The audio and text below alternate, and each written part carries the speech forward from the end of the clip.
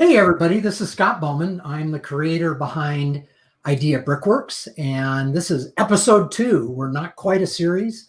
I decided that you have to have 3. You have to at least be a trilogy to be a series. So we're working on that, working on more guests and everything. And today I've got Joe Meno. He is going to be on here.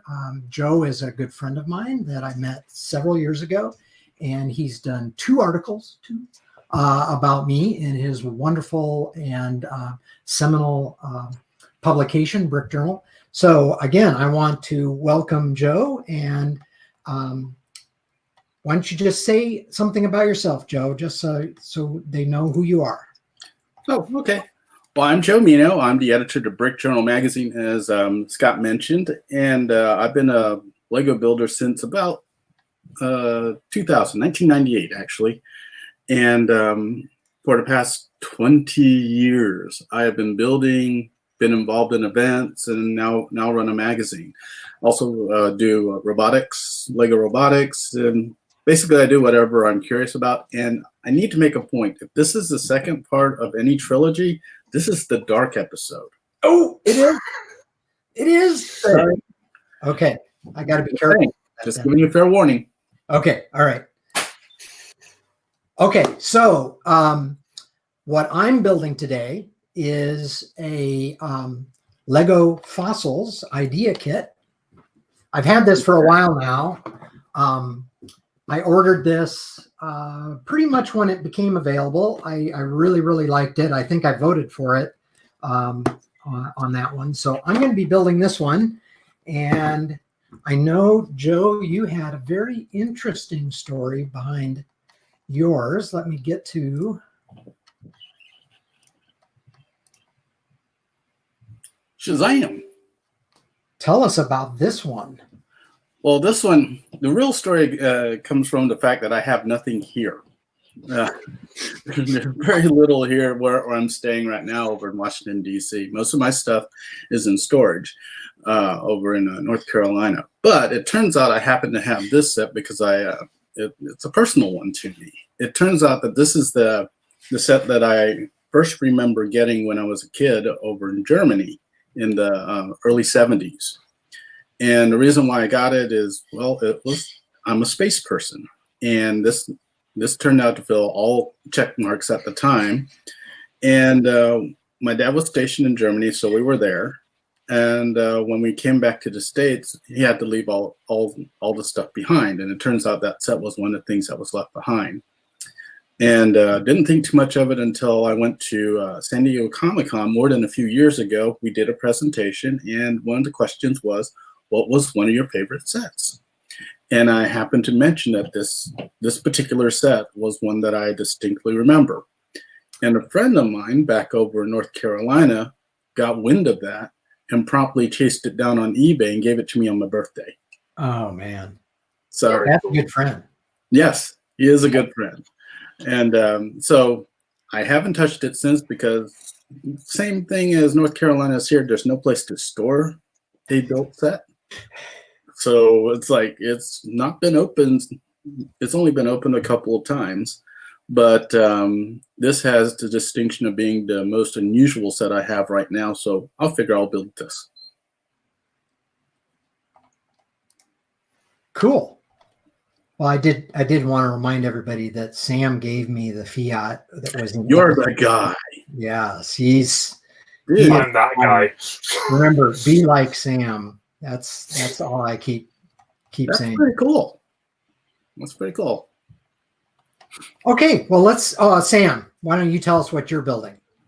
So as everybody knows, it's now May, and in 2 days' time, it's May the 4th. So I'm building the Star Wars Lego Resistance Y-Wing today. Yay.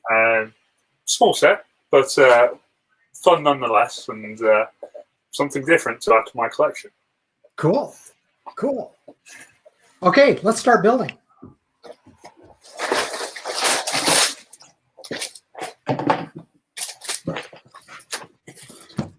So we've got a couple of people watching already. we've had a hello from Luke, my cousin, is watching again.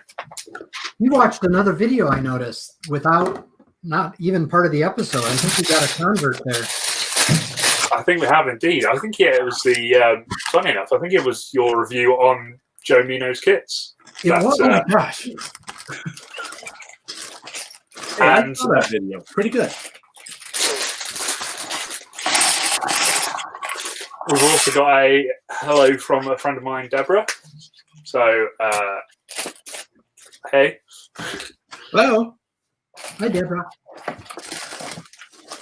Joe, I don't know if you got this survey, and I can't remember if it came through the Lego Ambassador Network or somehow, but I got a survey, and it was all about the act of opening the box. And I could tell from the survey that it was talking about idea sets. And, you know, idea sets all open more like a gift. Uh-huh. They have a black interior, and the intent is that you could put the bricks in here and build from it. Right. And I've always loved the way ideas are.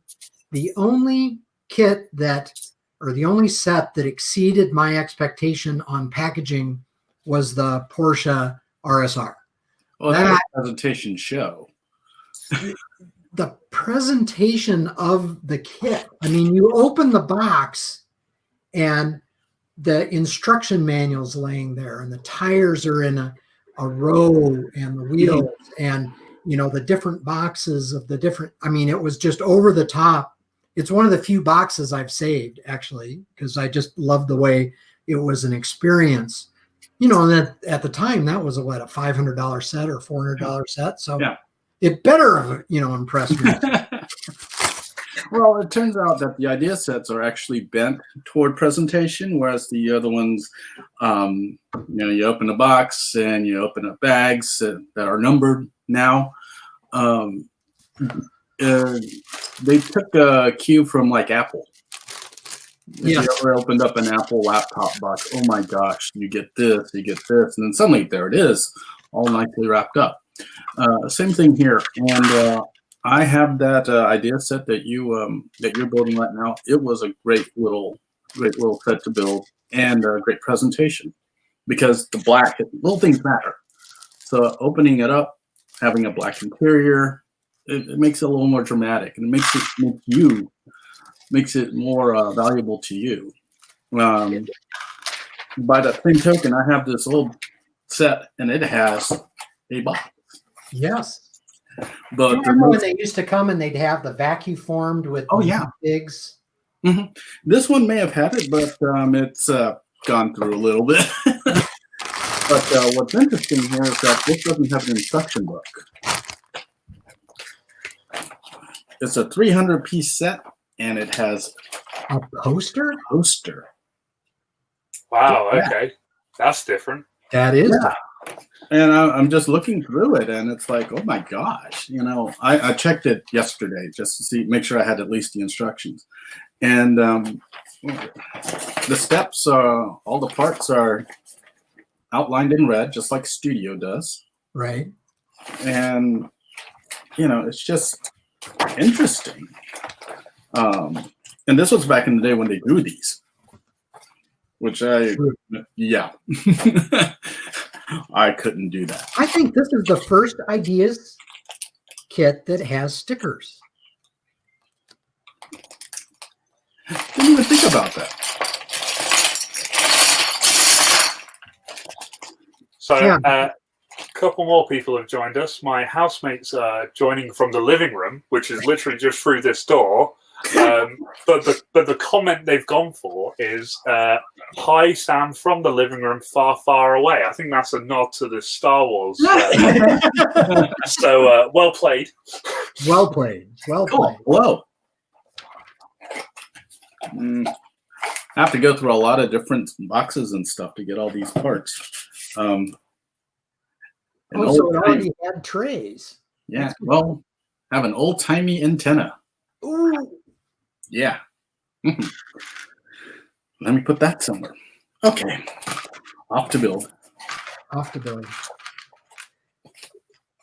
Did I remember right? I said this in my review that you do not use Studio to do your instructions. Is that? No, I started way too early. I had to learn the hard way. Well, and I did too, but I converted the instant that it was feasible, I guess. Nothing wrong with that. I'm very close to converting. It's just that there's a couple, I've done a couple of trial instructions, and there are a couple of steps that I have yet to get the hang of. One of the things I learned early on is I deal in pixels. And so I have everything I set up, and all the standards I've got are set for 300 dots per inch. Mm-hmm.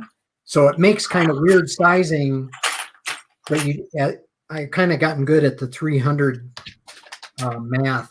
And then once I render it, I get really good renders then from that. So that's kind of my biggest trick. That actually used to be a problem way back when in the beginning of the magazine, because people would have all these great photos, but they were like 640 by 480. So we've gotten much better now, but back then, oh boy. Yeah. Maybe I should have sorted this. No, that's part of the fun, right? So just out of curiosity, Joe, how do you do your instructions for the sets that you create? Because I've seen how Scott does his, obviously having done the Saturn V with him, and well, there's no love lost there. Let's put it that way.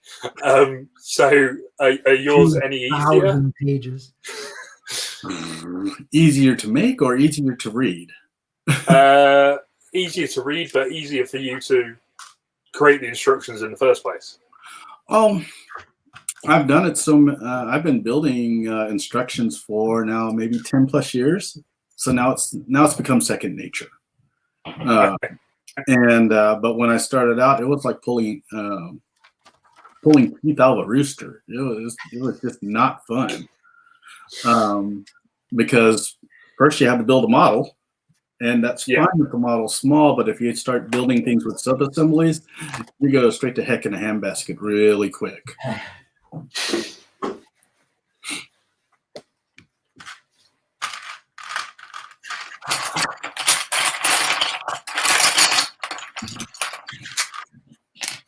There it is.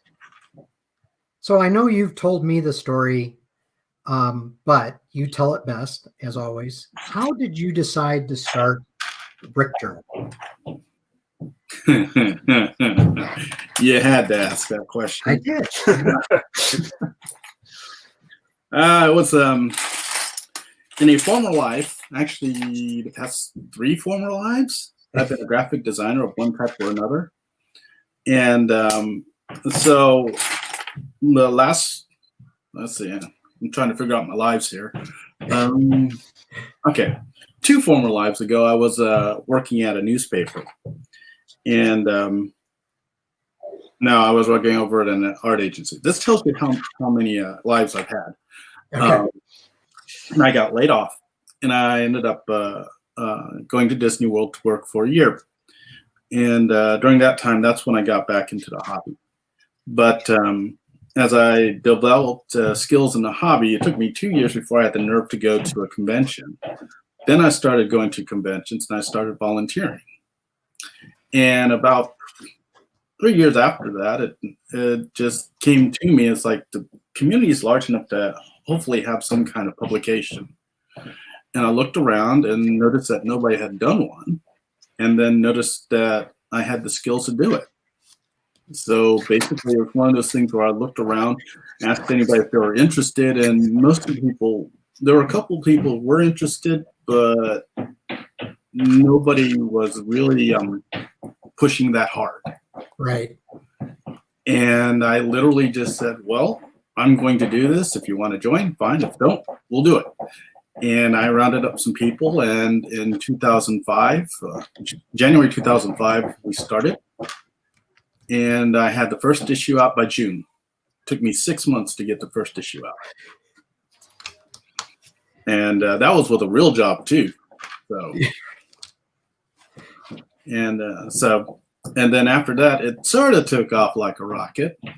When it was announced and uploaded, it was put on 7 servers, and two servers blew up. Oh, wow. Wow.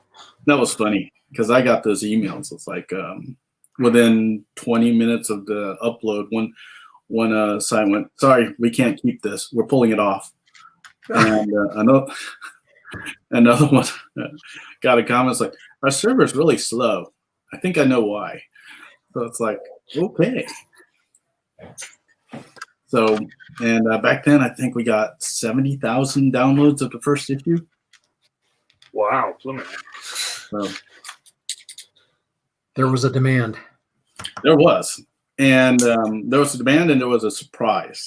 A lot of people were fully expecting a typewritten, mimeographed, stapled newsletter.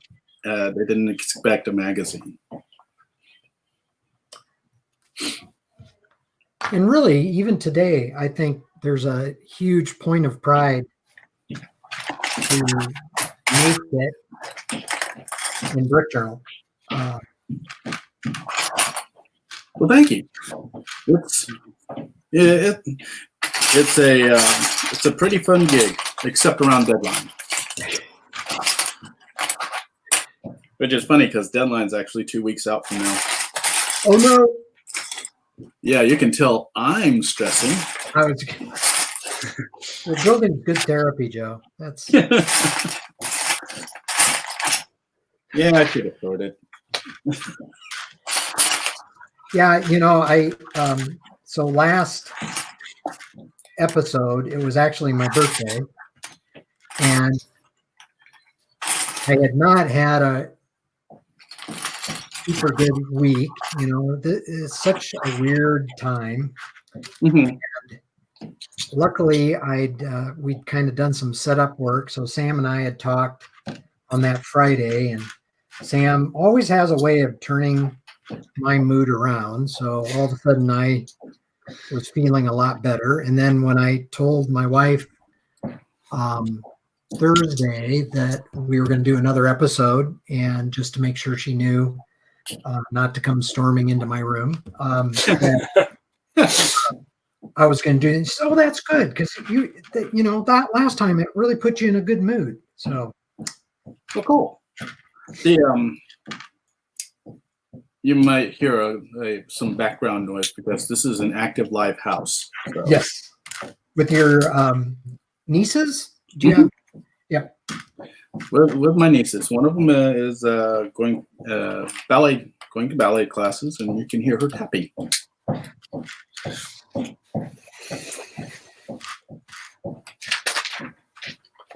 Are they actually holding classes, or is it? Oh no!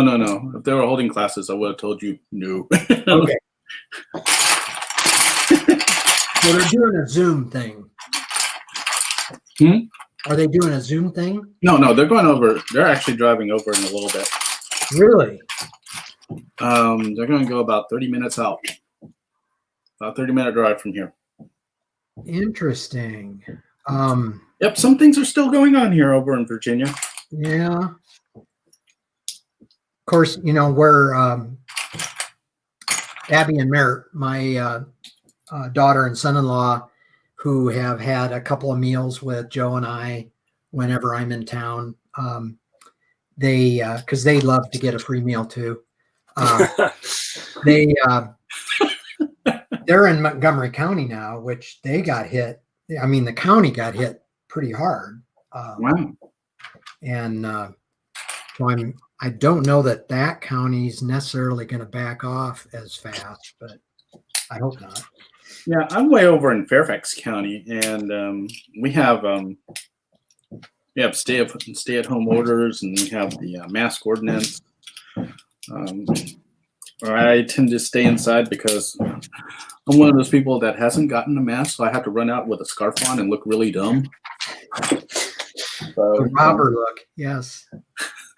it's like, yeah, I go out with it's about 65 degrees and I have a wool, a nice belt, scarf, stick out like a sore thumb.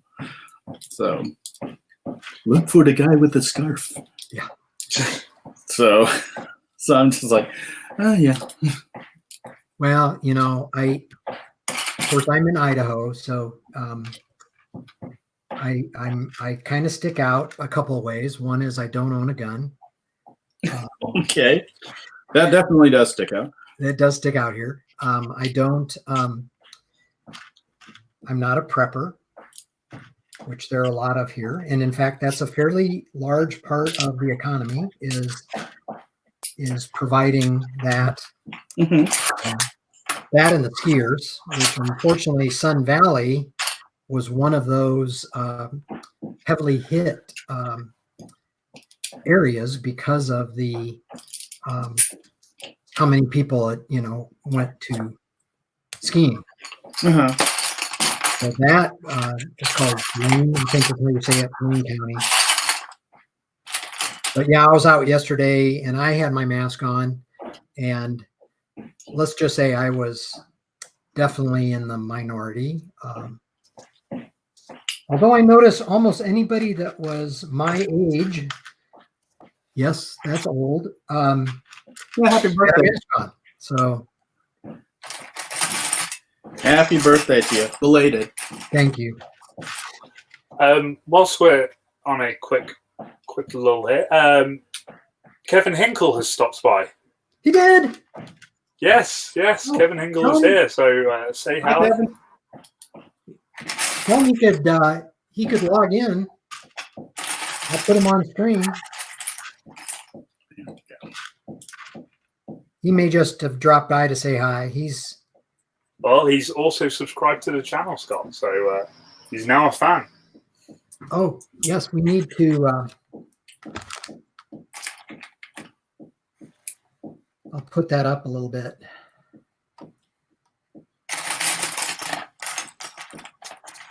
I have a flag. Hey! Wow. I don't know when I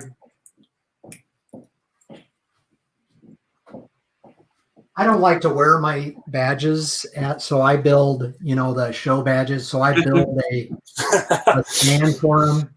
But I had this Lego flag I got years ago, and I can't remember where I got it. I think it was actually in the bricks that I had from when I was a kid. So I also didn't like that it broke all the time. So it's got a structural. Oh, yeah. Yeah, I have more than a few of those badge bricks. Yes.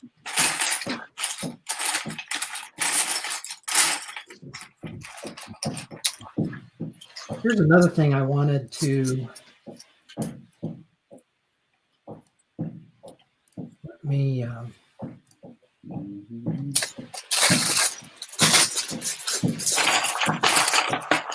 So this is the cover page of the story you did on the Sunman shot. And one of the things that, as you were putting together the article, and if you haven't read the article, You should. you should. But one of the things that fascinated me is how you decided to make the way that you told the story as a conversation, which is a conversation we actually had. Well, oftentimes the articles I do are based on email interviews, and those are just basically I ask a few questions, I get a few answers, I edit them out or fix them or whatever I need to do to make them readable. Most of the time they're fairly readable, but every once in a while I have to do some reworking.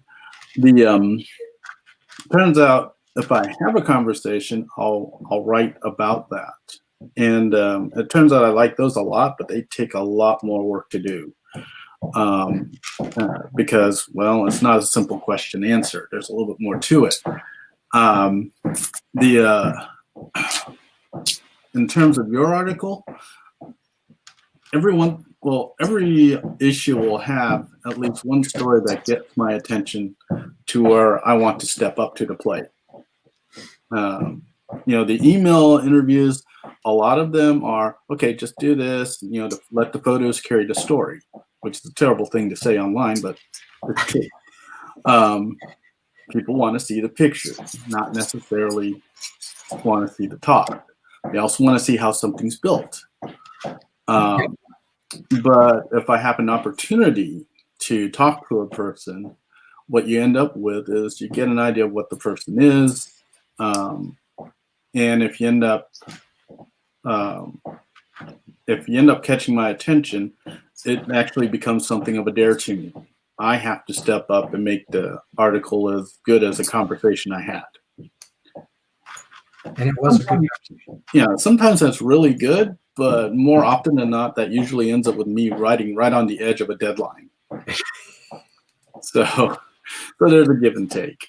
But overall, that's what it really comes down to. If I have an opportunity to talk, I actually have a couple of Skype conversations I have to transcribe. Those will end up becoming articles that I have to step up to the plate. And that's good because, the vast majority of the magazine is interviews. And sometimes they do get fairly, even to me as a reader, I'm like going, can you come up with something else?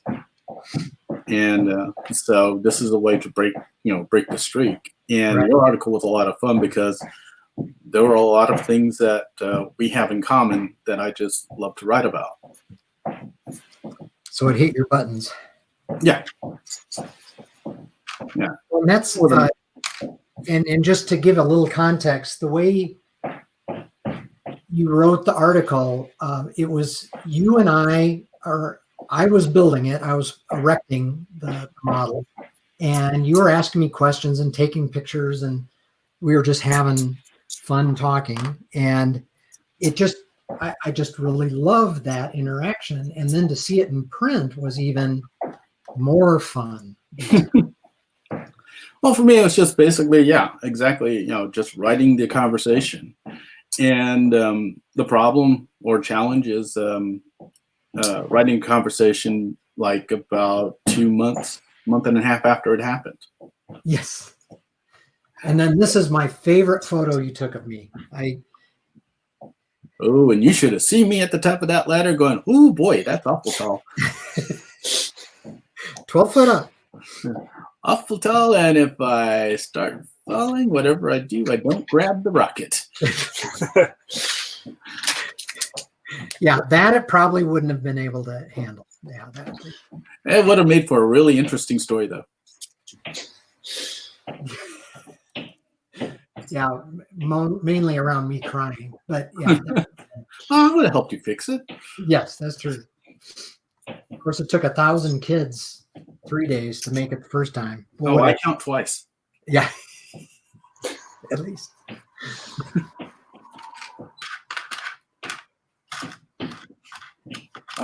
I think I may have lost a couple of pieces, so I may disappear on the table for a second.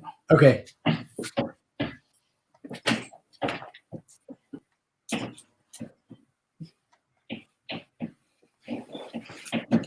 Isn't that always the way? Lego pieces know where to hide when you drop them. I have a tan carpet, which you can kind of see, I think, in the video, and it's amazing. Light blue gray and of course, it just disappears. Luckily, I don't understand that. Yeah, the Roomba always finds it, though. So I remember when we were doing sorting in there, and I was like, I might have lost a couple of pieces in here. They're around here somewhere. And I must have the only 2 cats that they don't really, they don't bother the Lego at all. So they don't bring them for me. I think the pieces actually, they apparently have run off somewhere. So I will find them in due time. There you go.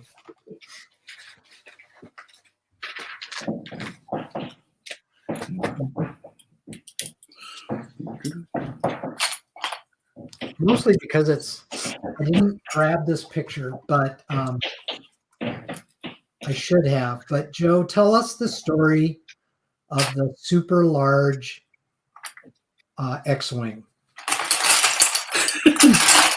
The super large one? The super large one in your trip to New York. Oh. Okay. Long time ago in a galaxy far, far away. See, it fits the theme today. Yeah. I actually got an email and this was a few years ago. I got an email about me going. It's like, would you be interested in going over to a location in New York to see some kind of Lego thing? There wasn't anything to it, and I'm just like going, why would you want to send me over to New York for some kind of Lego thing? Because Toy Fair had already happened, so there's really no reason for me to go anywhere. And it's like, well, it was one of those things like, just say yes or say no. It's like, yeah, well, okay, I can get a plane trip and whatever and secure things. And it was a very top secret thing. Nope, they didn't tell me. They just told me, it's like, you need to tell us where you are, we'll pick you up and we'll take you somewhere. So it got really... It sounds like either something fun or a mob hit. Yeah. The Lego mob was out for me. So what happened is just that, so I ended up waiting over at the hotel. I was over at Long Island, and they picked me up, drove me off to Long Island Airport, which is a Styx airport. It's a little airport, a little regional airport, nothing too important. And they drove us off to a hangar. And that's where I met the PR people that I knew from Toy Fair. And it's like, oh yeah, you need to see this, da da da da da da. It's really cool, yada da da. And they lead us to a hangar. And the door is closed. This is not the front door, man. This is the side door, a typical human-sized door. And it's like, then they open it up, it's like, oh, you can take a look.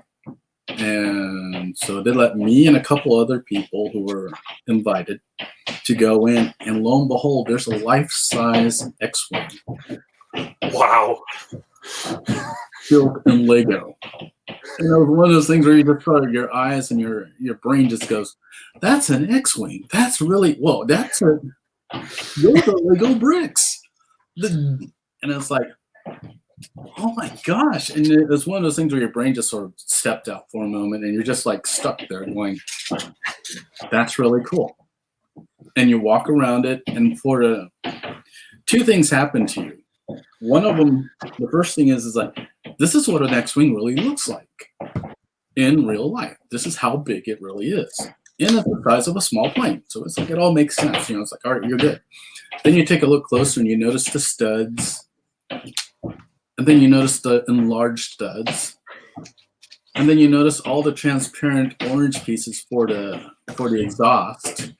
And they kick it on, and the darn thing turns on, and they have some subwoofers going, so the whole thing fires up. And it's like, you're just like, oh my gosh. And so, just walking around, taking pictures of it, and then they go, oh yeah, you want to go in? And it's like, why are you asking that question? Of course I want to go in. They actually had this one set up so you can go sit in the cockpit. Now, the cockpit was a generic box. It wasn't really meant for being accurate or anything. It was just meant to look inside. And so they had a semblance of a targeting sensor on the dashboard if you wanted that. And it was supposed to have a video cam so people could take video pics. So I got in, took a look around, and it's like, this is really neat. They really do have a limited field of vision. If you're an X-Wing pilot, looking forward is a pretty peculiar idea. And then afterwards, got out, and they asked me, "You want to go on the lift?" And it's like, okay. So they put me on a forklift, which had a box on the end, thankfully, that I can get in. I basically was put up and over and got some pictures of the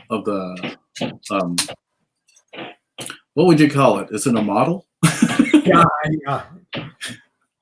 X-wing. Yeah. Yeah, and it was just this huge thing. And it's like afterwards, here I am in shock with a bunch of pictures, and they had some life-size R2s that they had laying around that we took pictures of, and As one does. Yes. yeah, and it turns out this was actually for the May 4th, May the 4th celebration in Times Square that year. So this actually was a test build of it, because they had to take it all apart and then set it up over at Times Square right in front of Toys R Us. So that was just an amazing, one of those once in a lifetime things that would happen. And afterwards, the X-wing ended up over in Legoland, Yes, California, and then went over to Legoland Billund. I think that's where it is now. Yeah. Yeah. So, and incidentally, the outrigger guns, the things on the ends of the wings, those were metal. Those weren't Lego. Which does make sense. Here, I just downloaded a picture of it. Let me. Oh, I thought you were going to say we just lost another viewer. No. No. I think people stuck with that story. Darn! I got to work harder on this.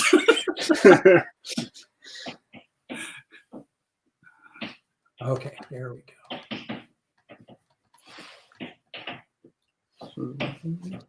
Is she practicing before her? It sounds more like a tap dance class. Oh yeah, it's a tap dance thing. I'm sorry. There you go. That's Wow, look at that. That's huge. Yes, if you take a look, if you look right behind the far wing, there's a door. Yeah. That gives you an idea of how big it is. Yeah, that's massive. You should have seen me looking and say, "That I've never seen a slope brick sized up that ridiculously big." Yeah, I like doing 4X stuff, but yeah, this is like 10X. Yeah, this is more like monstrosity size. Man, that is it still amazes me. I'd love to see it in the live someday. Well, I mean, if you want some more pictures, I can send you. I can send you all the pictures I didn't use in the article. There you go.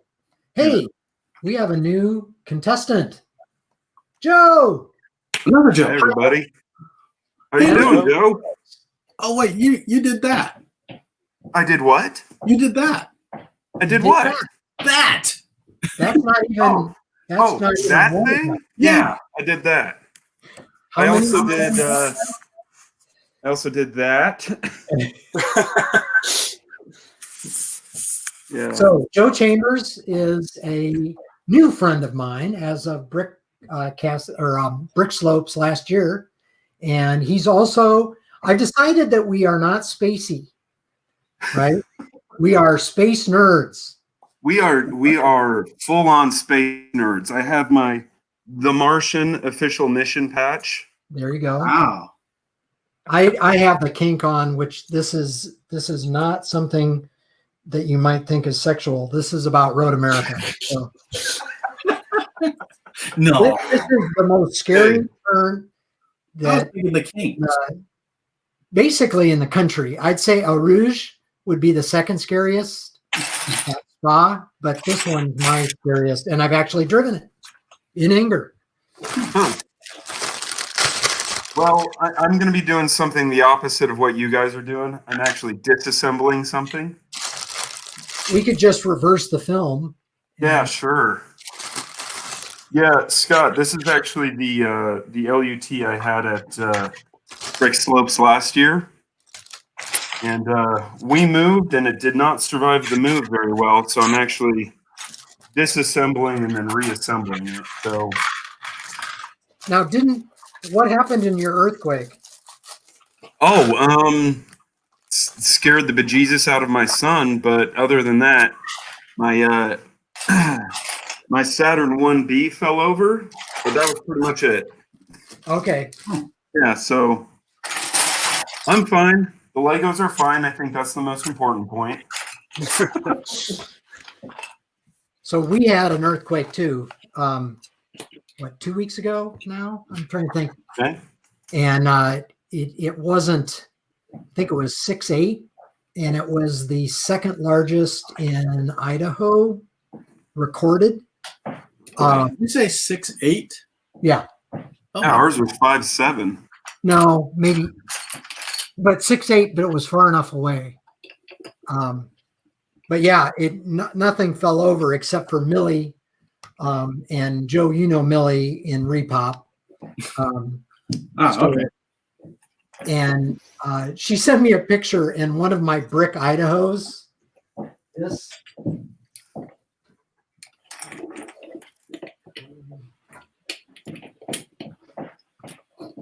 Basically one of these, which there's hundreds of these out in the wild now, had fallen over and broken apart. And so she sent it to me and she said, do you think I can claim can I claim earthquake damage on my business? Sure she can. Just don't put it back together. Right. They won't know. Honest, they won't. Seriously. Yeah, I didn't know you guys up there got an earthquake too, but yeah, and of course that was huge news here. And I've been near a tornado. I have been near some fires, and now being here, I've had smoke. I've had all sorts of stuff that I've been exposed to, but I never thought I'd be in an earthquake. Wow.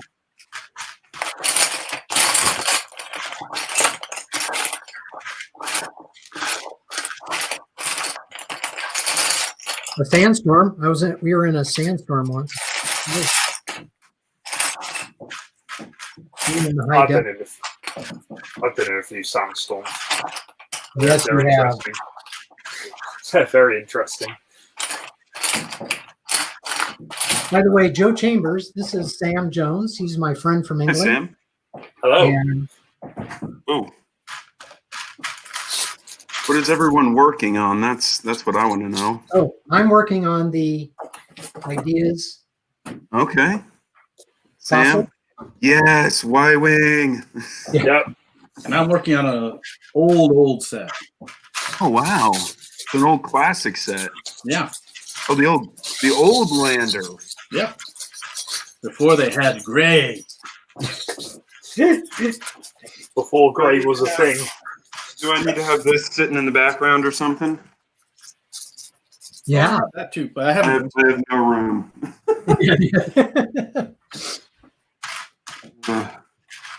So I will make a plug, Joe, for okay.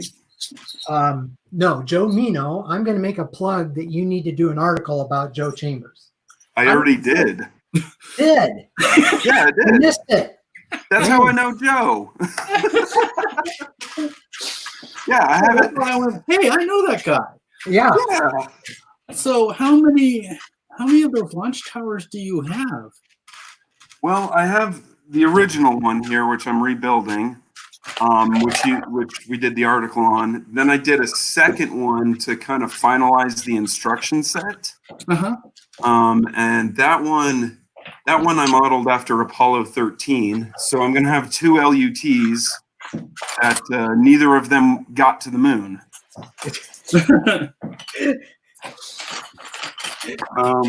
So yeah, if I can do a plug, my instruction set is for sale for anyone who wants it. Hey, send me a link and we'll put it in with the video. Okay, we'll do that. You can just email me. I mean, I don't have a website or anything. Oh, okay. That's just how I do it. What was that? Just on your email address?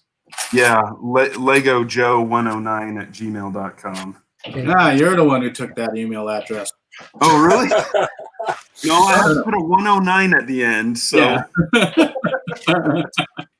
hey, would I have to fight you to the death for it? Is that Oh, what? no. Now, people call me Lego Joe over at the elementary school that I volunteered at over in North Carolina.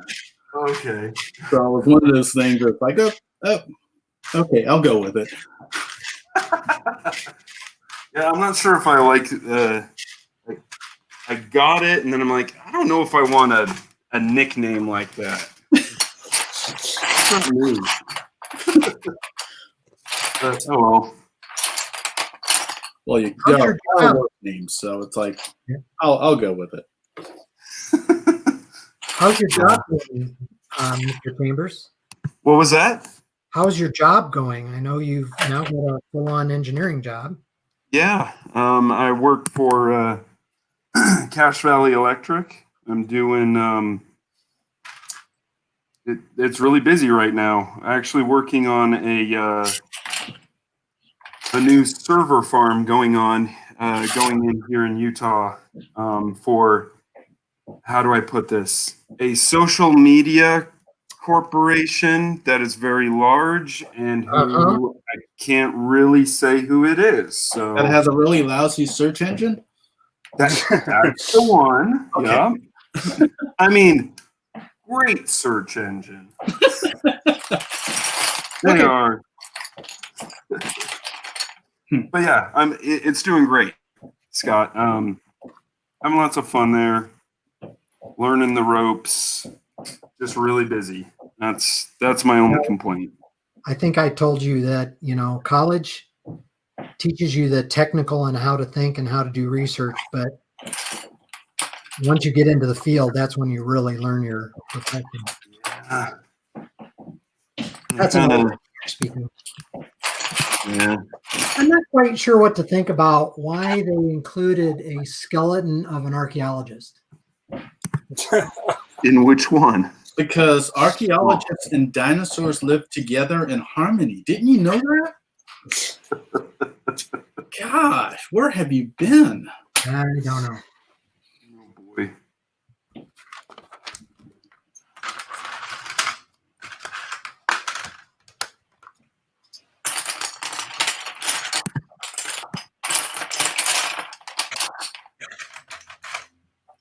Okay, these instructions. This one sheet instruction does have a few issues. Where did you find that? I mean, is it like new old stock? Like it's brand new in the box? Oh, no. It's old. Okay. It's old, held together with tape. Yellow tape? Page. It's yellow now. It's yellow. It's not holding together. Almost like Lego stickers. Yeah.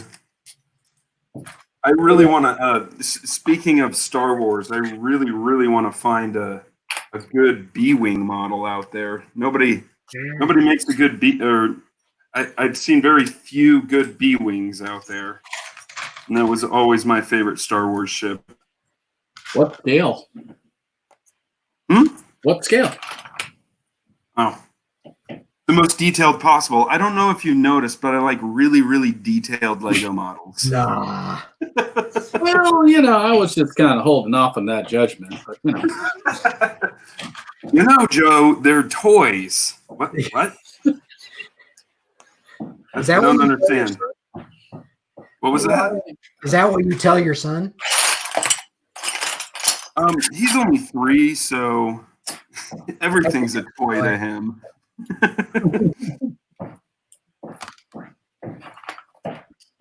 That's probably for the best.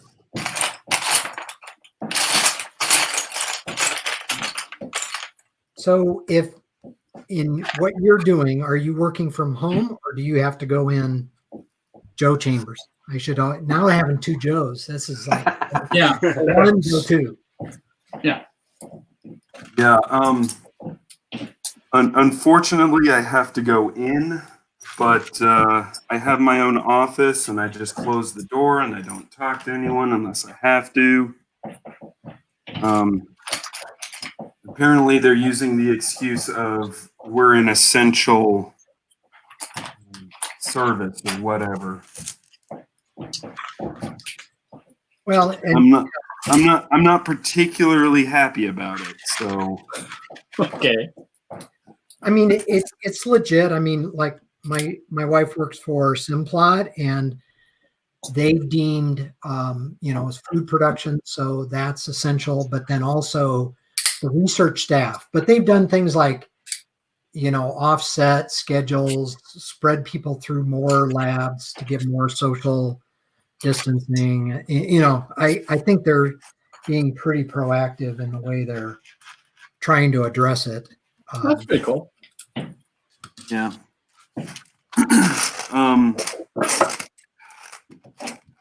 I really like the company I work for, so I'm not gonna say too many things, but I get the impression that someone there doesn't believe it's a problem. Yeah. Anyway, One Until of those. somebody in their family gets affected, I think that's Yeah. when it's not real. that's all I'm gonna say. But other than that, it's pretty fun. My job, that is. So. Now, are you doing it design build then? Are you a contractor? Yeah. So right now, what I am working on specifically is they're putting in another of these server farm buildings. I don't know what else to call it. Yeah. And we're actually I'm doing the design build for the temporary power for the construction. And the temporary power is a bigger project than most of the other projects we do in the company. It is a huge install. And yeah, just learning the ropes with that.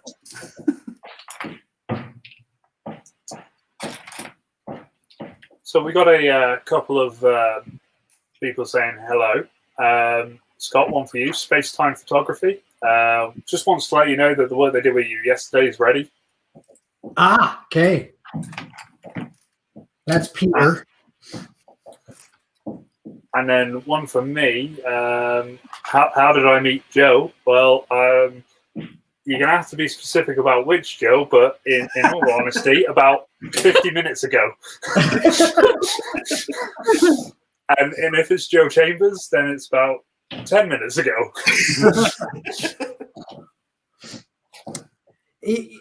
So one of the things I do is sustainability, and so I do a lot with LEED, and every year I used to go to what's called Green Build, and there'd be 30,000 people, and you start to develop something when you go 10 years in a row.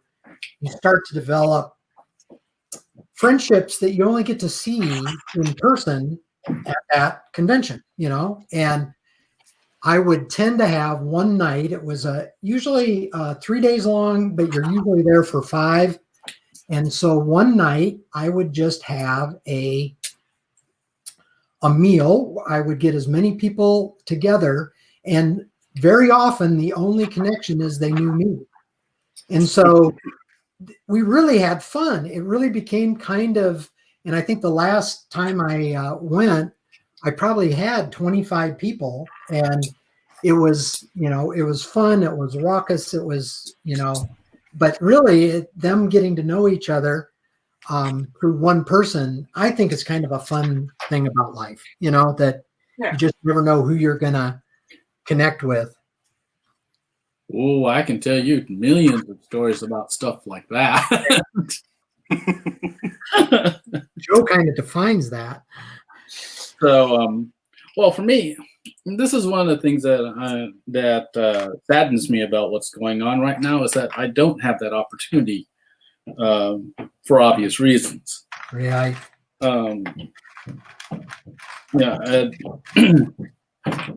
Basically, nobody can go on any trips to any events, and for people who actually, their livelihood to a certain extent is based on that.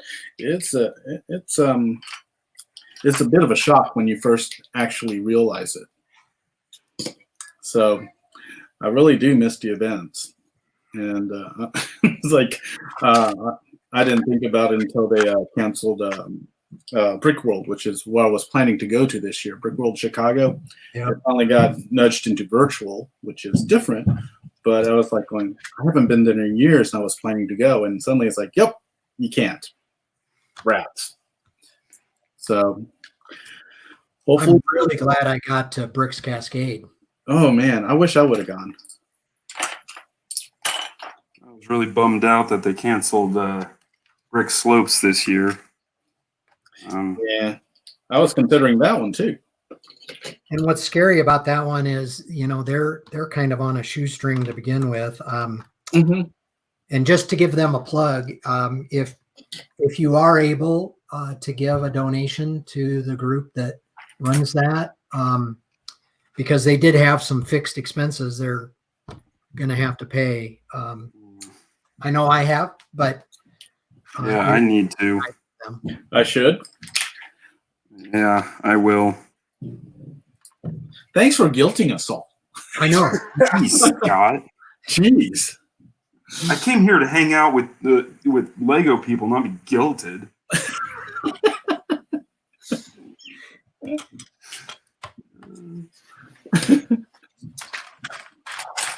I have to give Cody a plug because he made me an honorary member of the Bearded Builders. You don't have a beard. That's I know. why it's honorary. Yeah. That's why it's honorary. Yeah, and I shaved mine because I kept touching my face too much. I gotta get rid of this. Ooh. I did tell him that more days than not, I probably resemble having a junior beard because if I don't have to shave every day, why shave every day? That's just. If you want a beard, I'll go out there and get my housemate, and I'll let you show. He's got a beard. It's like down here somewhere, down in below the chest. It's a good beard. You haven't met Cody.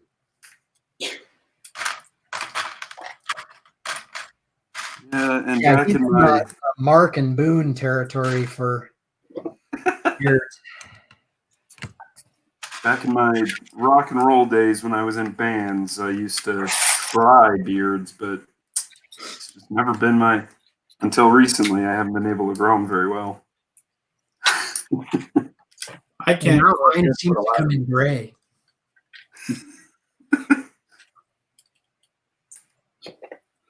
I had to shave before I got on camera because I look.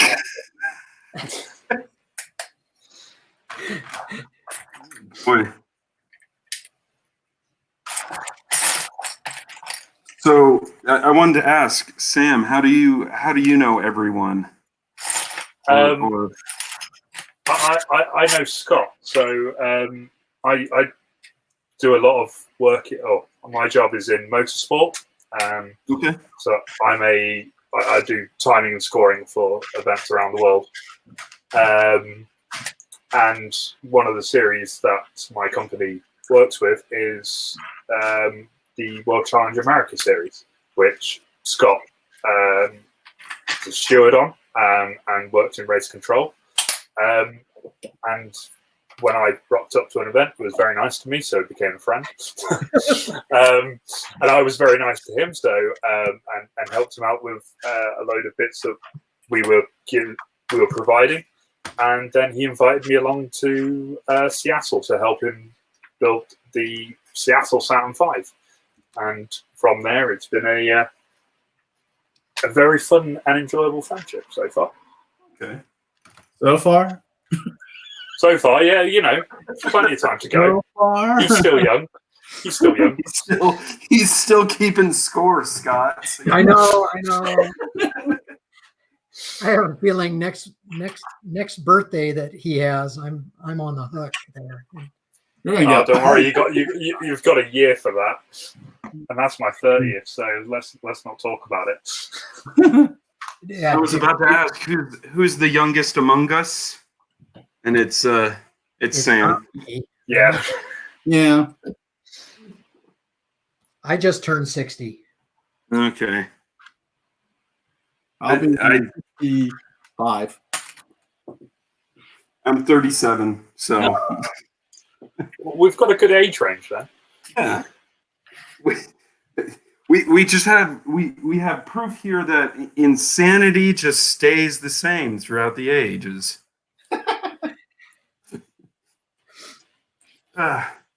Okay, so this is the problem of disassembling and reassembling something with new parts.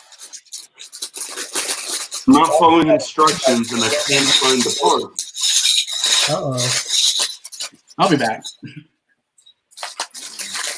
Oh, Joe's going under the table again. He needs to find a part. It's amazing how far these things roll underneath the table.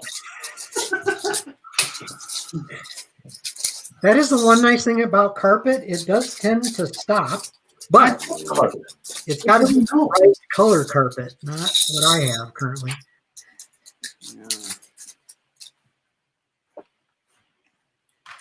So how's everybody getting on with their apart from Joe Chambers, who's disassembling?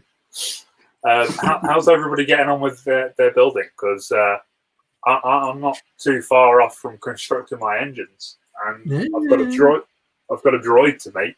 So how's everyone else doing?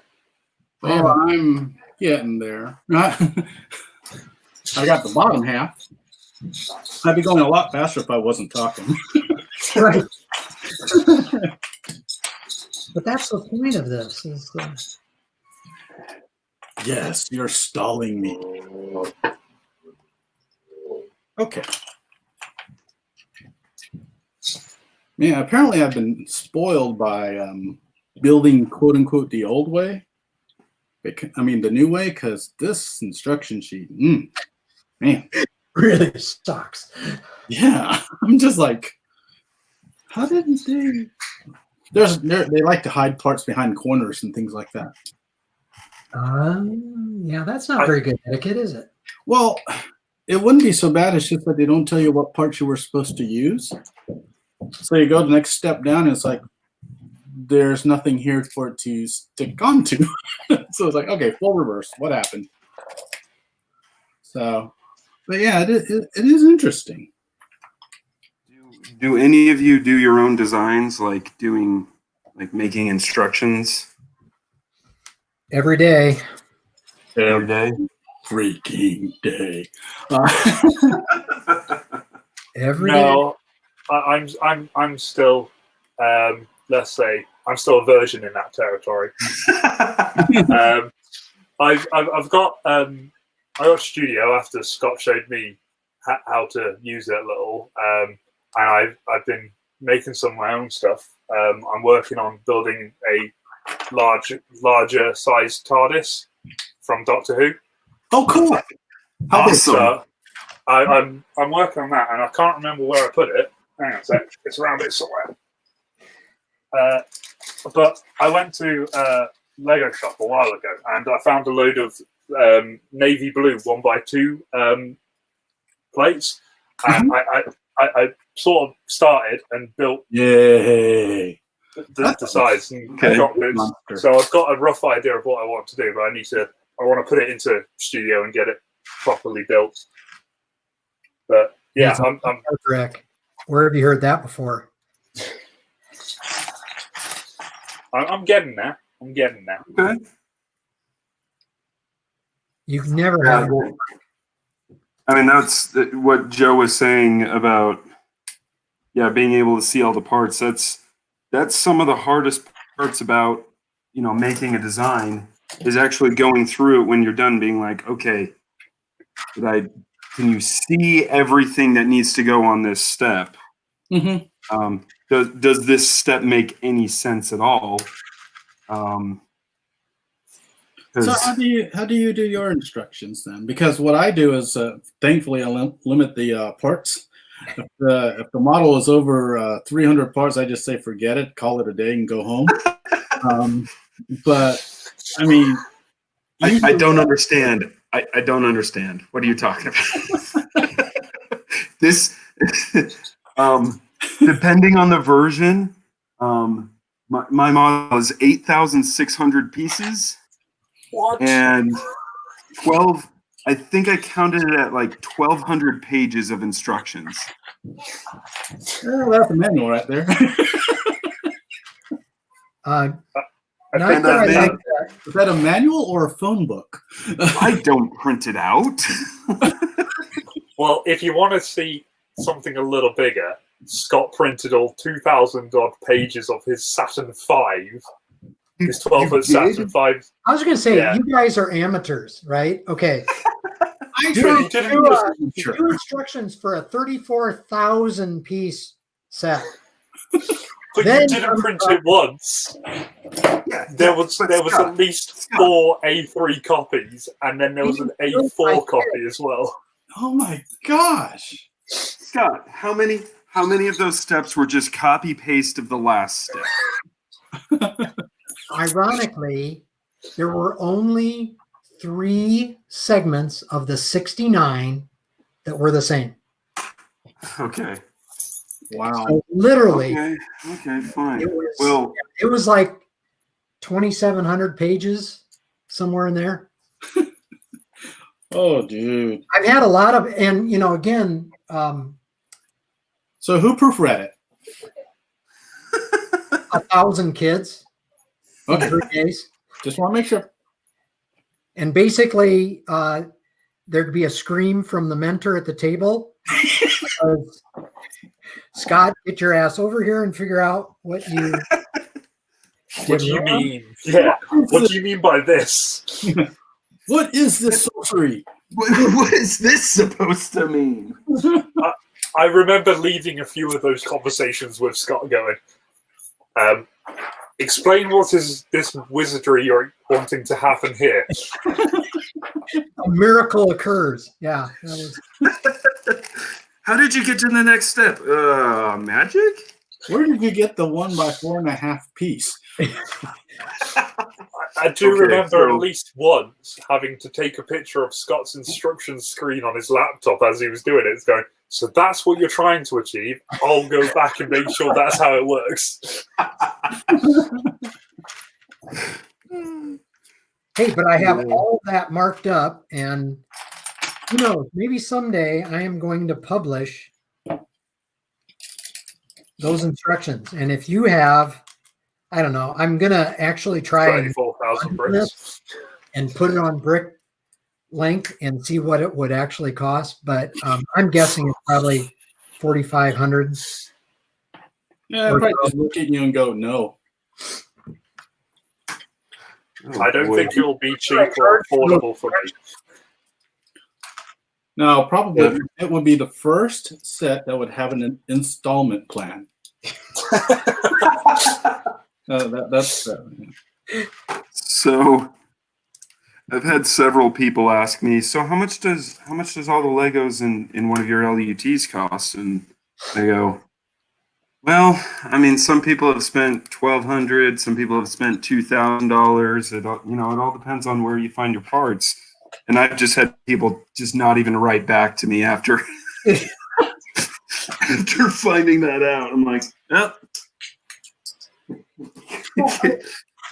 Killed off the week. yeah. Well, I'm just for your towers. I'm just looking. It's like if you have to ask, Yeah. maybe not. That's Yeah, something. and so every single, I mean, the problem I had was I was hoping I could, do a copy paste. There are 18 different levels on this. Copy paste every single level, Uh-huh. but every single one is unique. So I have to have, Wow. instructions for every single level, and there is no copy pasting. Then again, I would hate to see at the end when you're doing one of them and it says 18x at the end of it. So Yeah. Yeah. cool. Especially after 20 pages. Yeah, that was- Yeah. Yeah. Oh no. it's bad enough after 2 or 3. Whatever. That's whenever I see do 12 of these, I'm like, all right, I can just sit back and turn my brain off. One of the I don't know about that. What? You know, I don't know about that.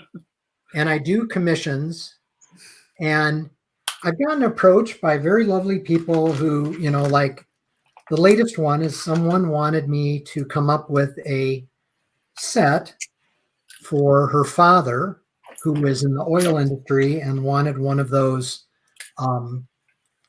the crane or the pump things that goes back and forth, Okay. and I said, that's lovely. But really what I'm selling is time. And I've figured out that even if I pay myself $10 an hour to do a prototype kit is, that's a $500, $300 thing. And it doesn't really matter how many you make. I have to go through that process. And so it's kind of like your tell them what that costs and it stops the conversation. That's usually what stops the conversation. Yeah. And, but then I get others. I'm working on one right now that's for a van company. Here you can see. Cool. Oh, nice. And it's going to have What's on the top? what? What's on the top? Surfboard. Oh, okay. Oh. Oh, nice. Yeah. Sorry, So- I was thinking something military. No, this is for van life. Okay. And, but he's paying me to do the prototype, and then he'll be able to order as many as he wants at a time. And I'll make something on each one that way, but it just makes my pricing much more feasible. Mm-hmm. But that's going to have a sticker set and printed brick. Wow. Pretty nifty. So, Scott, I've just had there's been a message from one of my housemates actually. Keep But it down. that doesn't matter. That doesn't matter about that. He was saying about joining in for the next episode. Do you want to talk about your plans for the next episode? It's the last one of the trilogy. Come on. Right, trilogy. Let me put this on the screen. Okay. Yes, if you're interested in either being on the stream, I think StreamYard supports 6 is the number that can be on screen at a given time. Please email me. I'm looking for guests as well. So I've actually, Mr. Chambers, we will probably work on trying to get a date for you. I'm thinking I'd really love to get Leah Chen on. Oh, that'd be cool. Yeah, I know her by her work, and we're Facebook friends, and I almost got her to STEM Moonshot, but it didn't work out at that time. But so that's the kind of people I'm hoping. Kevin Hinkle, I'm hoping to get on, and kind of, again, it's people I know or people that are interested. Wayne Taylor would probably be another good one. Good friend of mine.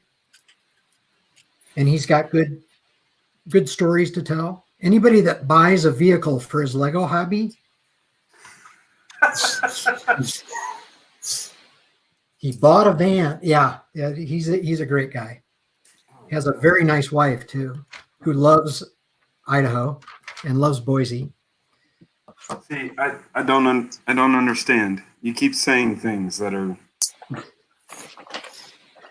Liking Idaho. I don't get it, man. I'm friends with do you know Sam Bradford? Scott? Doesn't ring a bell. He's the guy who's designing the full Launch Complex 39.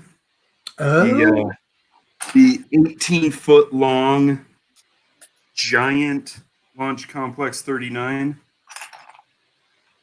What? that you sometimes see on yes. the Facebook group.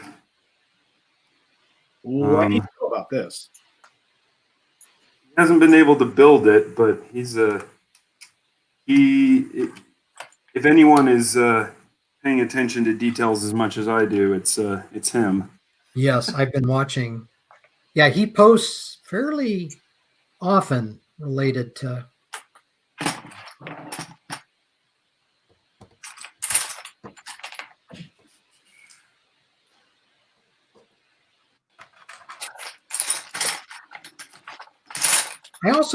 I'll bounce this off you guys too. I thought about to tie into my motorsports world and some of the other worlds, sending a set to someone that isn't in the hobby, isn't in the community, and having them as a guest.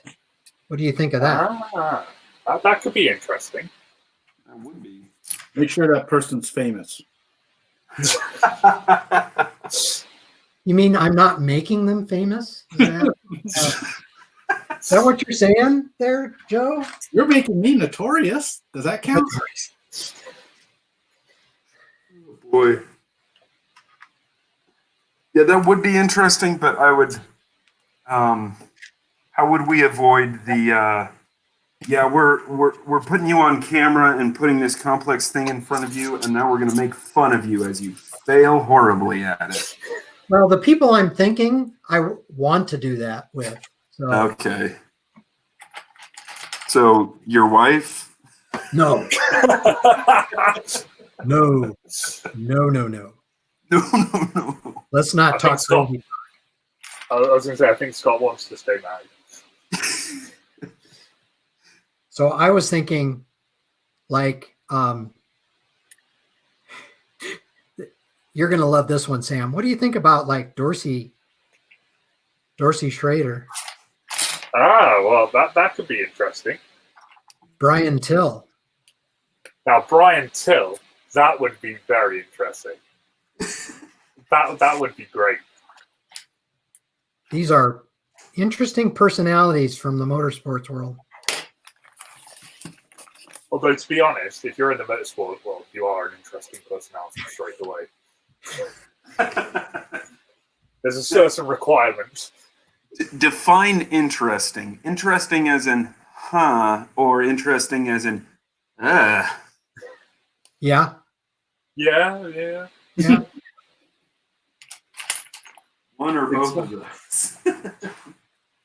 Both sometimes. Yeah. They're characters. Yes, that's definitely the word. Yeah, I think we would be bored to death if I brought in some of my electrical engineering friends because, you know, we're weird. Anybody that uses the square root of -1 on a daily basis is weird. I'm sorry. But... Yeah.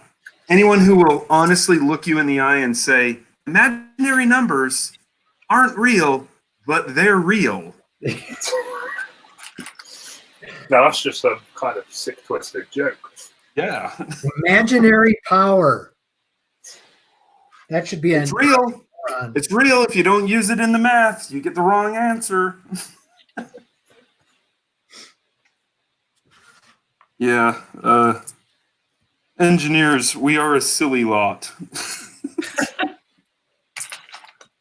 Wait, what's the quote from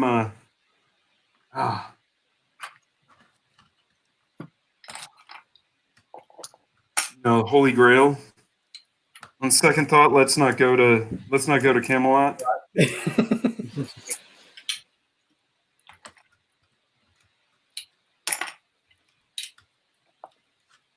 Need to hear Sam say it in his accent.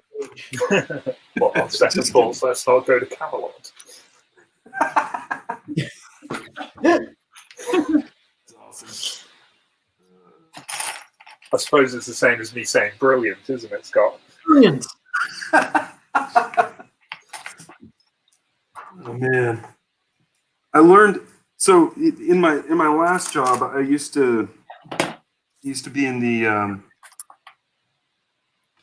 battery backup industry, the UPS industry, and I would go all over the world to do technician work. UAE, Saudi Arabia, et cetera, et cetera. Yeah. I learned really quickly not to joke about things that I think are stereotypes. Okay. Yeah. Yeah. Yeah. Of course, I was younger and naive back then, and now I'm really mature. Well, you are a dad. That tends to help. Does that automatically make you a grown up? No, but it sure pushes you that way. Yep. I don't think anything makes you a grown up these days. At least I hope it doesn't. Yeah. The other thing about working internationally or having international staff like we did was you cannot use any kind of idiom or now I'm trying to think of what the right word is. Like home run. What do you call that? Slang. Yeah. Slang. Jargon and stuff like that. Yeah, jargon. Yeah. Because it just they just don't have any reference, Mm-hmm. Well, I understand home run, so you're all right with me. Yeah. It is funny that the interface, the huge interface between race control and timing and scoring is they provide live timing and scoring. They provide we call it the dancing ants. It's basically a tracker. It shows you where each car is out on the track, and it tells us flag. It gives us a plethora of information. We also use it to communicate right to the competitors. We tell them whether it's a black flag or whatever flag condition it is, or whether they have to serve a penalty, all that kind of stuff. So I was that person in race control. So I was always interfacing. And one of the things I loved was this, all of a sudden somebody would come up and it'd be checkered flag, except it was check word, had a Q in it. And I would type back something funny about we ain't in England anymore. And all of a sudden I'd see it change. Boom. It'd be checkered in the. Like someone was corrected very quickly. Somebody heard me. We pay attention to the little things, you see. Yes. But there is a bit of bias in did you know that their keyboards are different in England? Drives me absolutely batty. Only by a couple of characters. But it's like key characters. Like what? What's different? Well, now I can't remember, but I hear it all the time. It's like I'd be typing a message and it's like, what the F? So it's the main difference is the @ symbol and the what we would call the speech marks on the two or the quotation marks. That's the key difference between a UK and a US keyboard. Huh. It's not a lot, but it's enough to throw some people absolutely nuts. Some people. Some really weird people. I just remembered, Mr. Chambers. Yes, sir. Have you run into, on this mythical company project, have you run into a guy named Derek DeJesus yet? I have not. If you do, say hi. Okay. What does he work on? Primarily, I think he is either head of or in charge of a large portion of the commissioning for their data centers. Okay. So, he may not get involved until more towards completion. So that might be with you working on temporary, construction power, basically. Well, we our company also is actually doing the main building. Well, all the main buildings were part of that. I am specifically working on that section of it, but I mean, I'll ask around. What company does he work for? He works for the company. Oh, right. They do their own commissioning. Yeah. Well, I would expect a large company like that to do their own commissioning of their infrastructure. Yes. Yeah. But because I don't let anybody touch mine. Yeah. Very picky about that. They're picky about a lot of things. and the reason I know him is that I hired him. And it was when I was with my engineering firm, and we needed somebody to head up commissioning for our firm. And, when you hire somebody smart that actually takes over, and then I didn't need to do as much with that group that I had started because I hired well, as they say. And then he left after I retired. He left the company. He basically got, what do you call it? He got farmed, and they wanted somebody that had his credentials. And he had a fairly strong specialty in commissioning electrical systems. So that's somewhat unique in the commissioning world. So he's a good guy, very smart.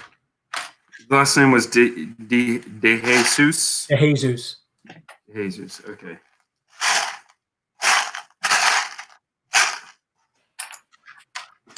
Yeah, I'll keep an eye out for him. So a couple of comments from some people on the stream. My housemate wants you to know, Scott, that that tracking map that you call it ant racing. In the UK, we call it blob racing. Blob? Yep, blob. Because Okay. they are blobs. And They are blobs. That, believe it or not, that is the technical term, according to the developer as well.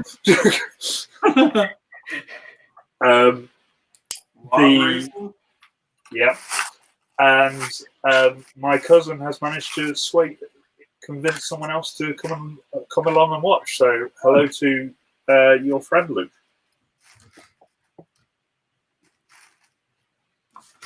Welcome. Hi. I did want to show. No, nobody said that other people were watching. Well, there is a few people watching. It's good. I'm keeping an eye on the numbers. No, I'm nervous.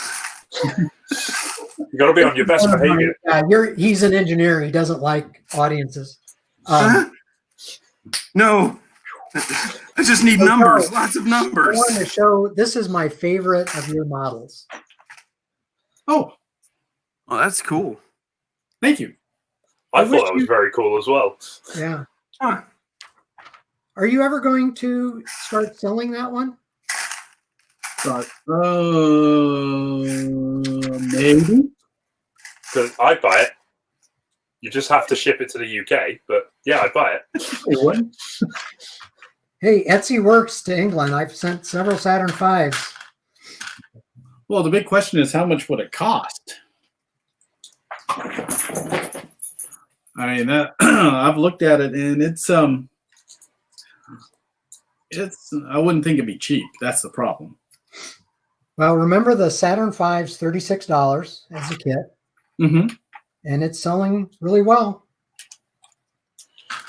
Now, are you just selling the little mini Saturn V's that you were selling at Brick Slopes last year, Scott? Yes, that's these. Oh, okay. Yep. Here, let's see. I'll do my plug. Yeah, do that. There's always an angle. Always an angle. Thanks for the tee up there, Joe. So yes, I'm selling these on Etsy. I also have a my tribute to the moon landing with the printed brick, the flag on the corner. Nice. This little I guy. have my Etsy store. Actually, so does Mr. Meno, Brick Journal Shop. Oh, thank you. And of course, remember the seminal magazine on all things Lego, brickjournal.com. Especially check out the fall edition, where you will see a wonderfully written article by, can't even remember his name. Yeah, that I obviously forgot, so I'll have to go back. Yeah, Joe. I never really got to thank you for letting me do that. That was my mom was so proud. She got a copy of it and put it in a frame. Well, Yes, okay. my son wrote an article. That's cool. I was like, Yeah. yeah.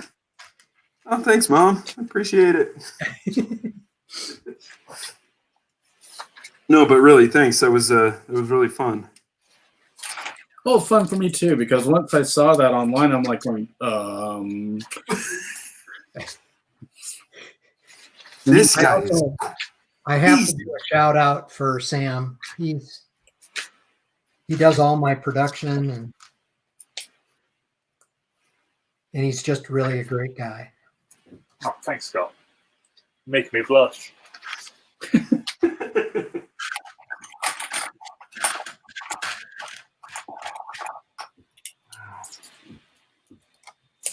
So I wanted to show this. So you guys familiar with this little piece?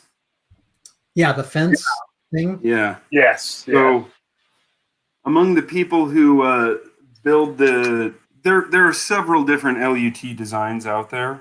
I'm not the only one. I'm just the only one that sells it. Well, no, there is one other guy. Anyway, that piece is actually exceptionally, well, not exceptionally. It's fairly rare. Lego stopped making it a few years ago in red. uh-huh. And so it's really hilarious on the That's clever. the Lego space build Facebook group. You always see people who are like, "Hey, does anybody have any replacements for this part? Anybody know what to do? I can't seem to find them." This is the single limiting piece on all these LUTs because there really isn't any other way, show a guardrail like that. Yeah. Well, So I know a box in my nan's house that might have a few of those. Hey, could be your retirement fund. There are some people on Bricklink selling new ones for like $6 a piece. Wow. So, Luke, get a hold of that box. Make sure that Yeah. Lego box doesn't go Yeah. anywhere. yep. If they're in mint condition. That's still nuts. That is insane. So I'll find 2 or 3 for 10 cents a piece, and those people don't know how much what they have. Scott, we also have someone we both know, Dave Shefchick, has joined us. Hey, cool. the guy who used to make my days very entertaining during the Seattle Saturn 5 building. Yeah, Dave could get on too. He could indeed. What you said, Yeah, Dave would be another good guest. what you said entertaining, I think you were being sarcastic. Just a little bit. You could. Okay. I'm glad you could tell that. Dave used to give me a hard time for being British, and in his way of saying Scott had to fly help over. even though I happened to be in the area at the time. So that was a dig on you and Scott. Yeah, he did Well, well. Scott, you have no friends. You had to fly a friend in, huh? Yes. Well, it was really funny how it came up, but I make no secret of my alter ego as the Lego person, and so we were talking, and the little Saturn V's were doing well, and I don't know if you had one by then. Did you? I know I gave you and Sarah one. I got the first version in 2018 because I built it at Paul Ricard. I happened to that's right. both me and Sarah were on an event in Paul Ricard, and it was a rather slow day. There wasn't we were watching a lot of testing during the time, so we decided to build some Lego. And it was your Mark 1, as you call it. Yes. Saturn 5 that I've got. I think it's in a cupboard down here somewhere at the moment. It's not on display, unlike your Mark 2. Improved. Yes. So anyway, you knew about that, and then I was talking about getting this gig for the museum, and it happened to be the weekend after a race in Portland, and I think you said, well, that could be fun or something, and I said, well, hell, just come along, and you said yes. Yeah, I managed to get the time off from work, and we had a great time doing the event, and I learned a lot of stuff about Lego. A lot of stuff about Lego. A lot. Because I was not done with the instructions. No, there was a lot of late nights on this car.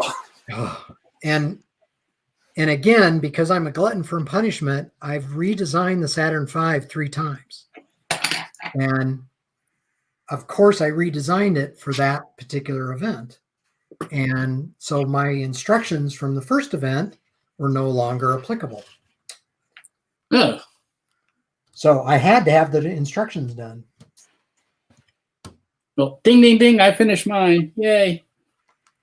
Hey, Hello. I finished mine as well. Oh, man. Oh, I have a little ways to go. I do too. I think I've been talking too much, but Yeah, that was my problem too. So I shut up. And now it's the Joe Meno show.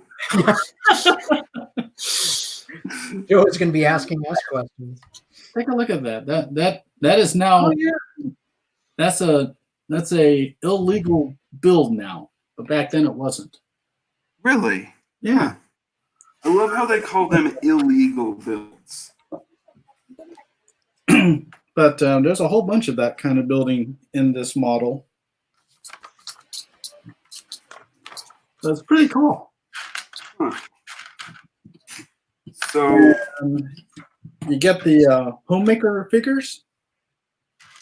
So you get, and because they're space guys, you get the option. You get the Mike Pence option, and you get the rest of these guys. They are kind of interesting. Well, so 1975, Mhm. And did they have minifigs then? No, I can't. Right before that. Okay. I kind of wish they had these guys though, because the bigger the size, the better the scale options you have. You can actually have more detailed things. So, I mean, could you imagine an X-wing in that scale? It'd be like that big. Yeah. So this is the astronaut that's in the scale of my Saturn V. Hmm. That'd be roughly that size, right? You wonder the 5-6 bricks tall. Yeah. Yeah, Yeah, about that. yeah. This guy, he's about six tall. Yeah. Yeah. So you're telling me that this will be in the scale of your Saturn V then? Yes. See, that's pretty cool. So Scott, You get one of these. Yeah. what? Why did you choose the scale that you did for your Saturn V?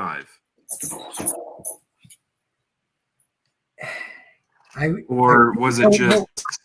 I don't know why, but I got the idea of I wanted a big event and I wanted to engage kids and I wanted it in a way that the instructions could be followed in a fairly logical order.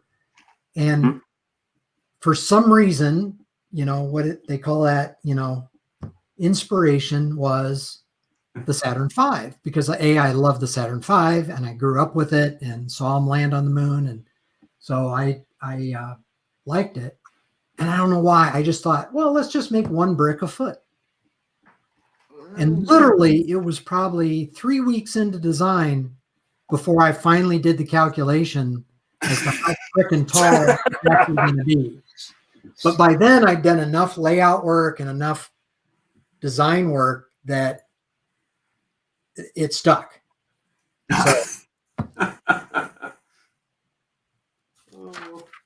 So sometimes just the happy accidents are the best, right? Okay. Yeah, I was actually doing. Oh, sorry. Keep going. How long did you design the Saturn V at that scale? I spent probably in that first design, probably 300 hours. Okay. And then, and of course, redesigns, kind of like you were saying, Mr. Chambers, the redesign can sometimes take a little longer for certain details, but it does get quicker because you've just done it so many times that you can kind of fly through it. Mm-hmm. So the first time I designed it, I wanted overlapping brick, and I didn't really think about 1x1s. Now, if you know me at all, you will know I hate 1x1s.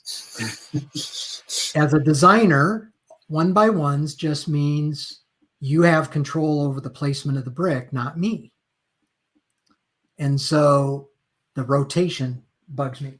So the first time I redesigned it, before I purchased the brick, was to get rid of 1x1s. So in the final first version, there are only 4 1x1s. And you can't see them. They're not on the outside. In the whole thing. In the whole thing. Hence, my favorite brick is the corner brick. Ah, okay. Yes. Okay. I lost count of how many of man, there were. Yeah. The other nice thing is when you're building the round shape, those corner pieces really help to connect one layer to the next, because you just offset one. So it actually that the corner pieces saved my bacon on that build.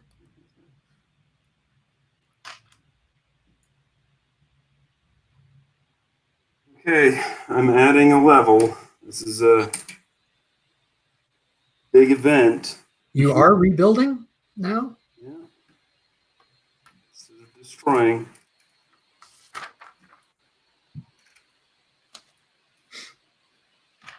It's always, I put a level on, and I missed something, and so it doesn't quite fit. Who put all these little tiny pieces and details in here? Who did that? Who the? Obviously, someone with adult ADHD for sure. Well, it's always annoying when the brick seems to want to go somewhere else than where you plan to. Yep. I had So another question for you, Mr. Meno. Yeah. It's specifically to your enterprise. Oh no, not the. Oh, okay. what's that Enterprise? I do. I was very much drawn to that when I entered Scott's studio. I saw it straight away, and I was like, "That's cool." I noticed that it's sold out. Do you have plans to reissue or issue more? Oh, I have plans to issue more. I think I have parts for 5 more. I just have to get the instructions done up again. If you take a look at it, the back end looks. I really like how the back end worked out. The front end drives me bananas because it's like, there's no. I had to change it because of the stand. I made a stand for it. Yeah, that's perfectly fine. When you reviewed it, it's like, oh man, you changed it. Quickly followed by, no, that's what you're supposed to do. So it's like, okay, no big deal. Millie would be interested in selling these. Really? Yeah. The poor girl. Okay. Sorry, which version of is it the original Enterprise? You bet. Yeah, Yeah, I grew up on Next Gen, so it's NCC 1701 Constitution class. No. yeah, I prefer the Galaxy class. You nerds. Oh. See, for me, I prefer the Enterprise E. Sovereign class all the way. That's sleek design. That would be something cool to try and put into a Lego form. I like the Voyager class. Why wouldn't you? I mean, Janeway was a great captain. No, guys, we're talking about Legos. Focus. Focus. Okay, well, I'll get back on track to get Enterprise back up to speed. Sooner or later, I will redesign the saucer, but it's just that if I make it studs out to make the round saucer, it's too thick, and it drives me bananas. I don't mind the rectangular myself. Okay, well, when I first did it, I looked at it, I was like, well, this is what I've got with the parts, and somebody said, that looks so Minecrafty. Oh, no. Yeah, and I'm just like, oh, great. Who would even use those words in a sentence? So I love, again, instructions. So let's see if it, can you see now they've done this thing where they have 3 different kinds of grabbers. I call them grabbers. Uh-huh. They now have a little instruction where one has the green check mark and the other 2 have red check marks, to tell you which one to not use.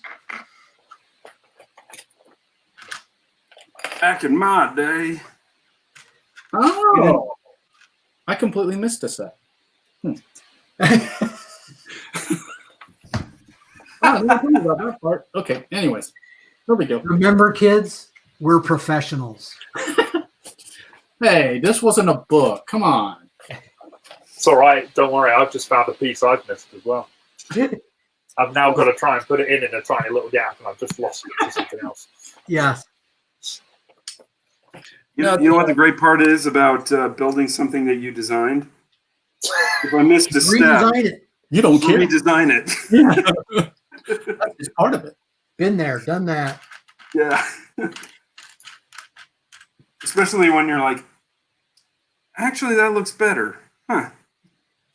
So my hands are just almost, No. I've gotten cuts, and because I totally rebuilt the base for the Saturn V, because it would fall apart. And anytime you build large, you get cut because damn, those Lego are sharp, So I've got tons of cuts, and it's almost as bad as when I was working on the race car. Workman's comp, man. Workman's comp. So you've redesigned the base of the Saturn V from what it was at Seattle. Yes. I know you didn't like it when we were at Seattle, or you were already there was. I was grumbling. Yeah, there were points when we were trying to move it from its table where it had been constructed over to the actual stand where the rocket was being built, but it didn't quite go to plan. I do remember a few of us being crowded around it going, yep, let's just put these bricks back together and rebuild this bit. Yeah. It was, I might have said some bad words. Well, yeah. They weren't too bad. There was kids around. I tried not to. Okay. But yeah, I've redesigned it. It's much more transportable now, but it's still the railing. I may end up gluing the railing. Glue? Yeah. You said real Lego builders don't use glue. I know, we don't, except when we're really, really mad. Oh boy. When you move the Saturn V around as much as I do. That's a fair point.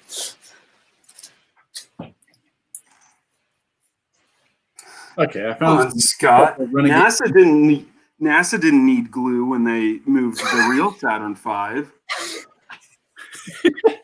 Explosive bolts are kind of expensive, Joe.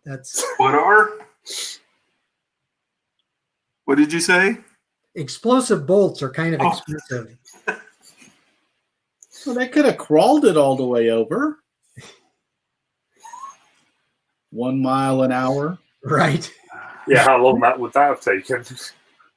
Sorry, I also have to show off. Scott, did you see my new crawler design? I did. Oh, wow, cool. It also has a little Easter egg in it. Oh, you saw that? Oh, yeah. Remember I sent you Oh, that's right. because I wanted to see your directions. So I was looking at your directions, which are impressive, by the way, Joe. Did a great job. But I'm looking at this step, and all of a sudden there's googly eyes. I'm like, what the hell? Oh, that's cool.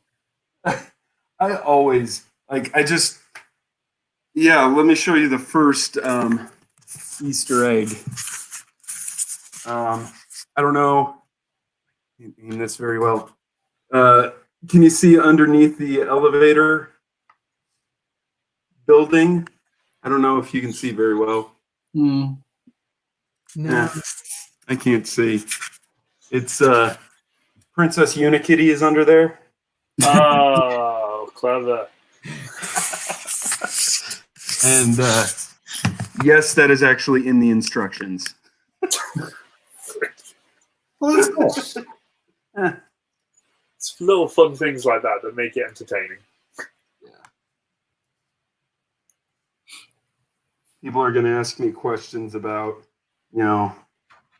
this step or that step. I need to have sprinkled in there. Is this pink brick actually necessary?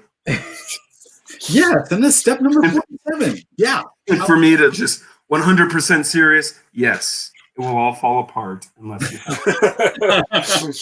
Life as we know it will come to an end. Will come to an end. Well, Scott, how far are you on the tritops? I'm just working on the tail right now. That's a clever build. It really is. It's a wee bit delicate, I notice. Well, they had to bolt it to the base, but yeah. I mean, the ribs keep wanting to move.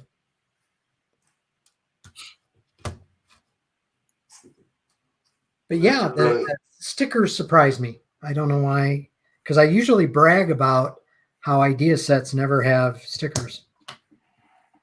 Well, see, now you jinxed them. I know I did. Yeah. Yeah, I think you mentioned that in your upcoming video for the Fiat 500 that you did. So, yeah, you may have to insert a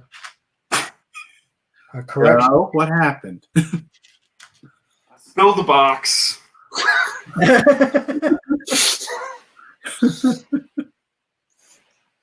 Oh well. It was my tray of not brand new light bluish gray pieces, so I'm not too concerned. We I'll like live. to hate on Blay. What was that? We like to hate on Blay, and yet we use it all the time.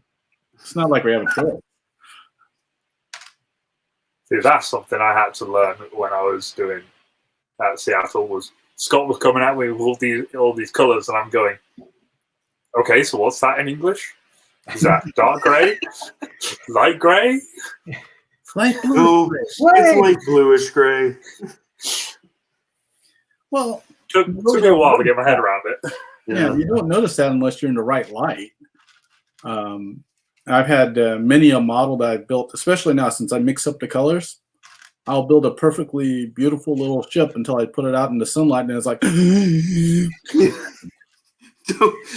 let it see the sun.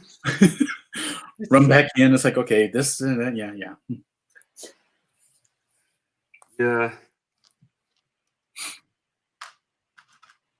I'm still finding I pretty much have purged all my old brick, and but every so often I find a piece of original gray, and it's very apparent. very once you Yeah, but what's the feeling you have when you discover it? Is it like, oh my gosh, it's an old piece, or what the heck's this doing in here? what the heck? It's like, Burn it with fire. well, it's like me doing kits. I have to be very careful about new versus used, and but I wasn't always that careful, right? So I'm still finding some older brick. It looks in really good shape, but Well, surprisingly enough, this particular set has a lot of pieces that aged quite well. Some of the transparent pieces, though, seem to be a little bit more brittle than they should be because there's cracks on them. wow. And well, the other thing is that there are very few teeth marks on this set.